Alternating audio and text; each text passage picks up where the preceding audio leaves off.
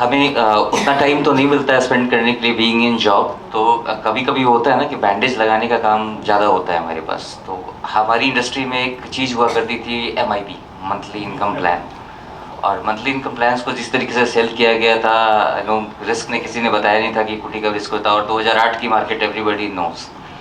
तो 2008 की मार्केट में एक आए मेरे पास 56 ईयर्स ओल्ड पर्सन थे, और MIP में उनकी इन्वेस्टमेंट थी, और MIP से उनको SWP दी हुई थी, और SWP भी दी हुई थी around at the rate of 10%।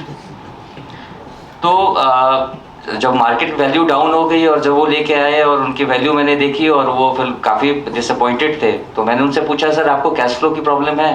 तो सर नहीं, आई एम 56, अभी भी मेरी रिटायरमेंट में टाइम है और मेरे पास पैसे की दिक्कत नहीं है, बच्चे भी कमाते हैं। तो मैंने कहा फिर आपने SWP क्यों ली? तो नहीं, मुझे बोला गया कि 10% की रिटर्न आती है, तो मैंने 10% से ले लिया कि मैं उसको एंजॉय करूँगा। तो मैंने फिर उनको मार्केट कंडीशंस बताई, समझाया। मैंने कहा कि अभी फर्स्ट ऑफ ऑल अगर आपके पास रिस्क आपका देख रहा हो प्रोफाइल अच्छा है, तो आप इक्विटी में शिफ्ट करो और SWP बंद करो।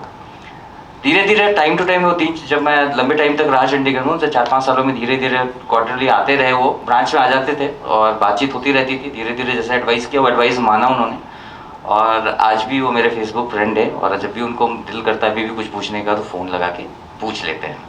तो अमाउंट पे डिस्कस नहीं करूँगा ज़्यादा। दूसरा है कि जैसे वो लंबा टाइम सिर्फ मैंने अपने साथ ही स्पेंड किया है, तो मैं अपनी वेल्थ का बताऊँगा। 2006 ऑनवर्ड्स, पहले 1 लाख की ATC की हुआ करती थी, अभी 1.5 लाख की है। जो मैंने टैक्स प्लान में लगाया पैसा आज तक रिडीम नहीं किया।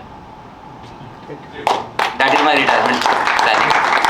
मेरी बेटी आज, बड़ी बेटी 7 साल की है, छोटी बेटी 2 महीने की है। जब बड़ी बेटी मेरी हुई थी, तो मैंने 2000 की SIP लगाई। कंपनी कुछ ना कुछ ग्रोथ देती है, हर साल जैसा ग्रोथ देती है उतनी की SIP बढ़ा देता हूँ। आज 15,000 की SIP उसके नाम से, अब दूसरी बच्ची हुई, दूसरी बच्ची के नाम से स्टार्ट करूँगा। मुझे उसके एजुकेशन की चिंता नहीं। Life is that simple. और फिनेंशियल प्लानिंग में ज़्यादा एक्टिविटी, जैसे कहते हैं ना कि हमें बोरिंग, बहुत बोरिंग है, ज़्यादा एक्टिविटी करने की जरूरत नहीं होती, बस आपका थॉट क्लियर होना चाहिए।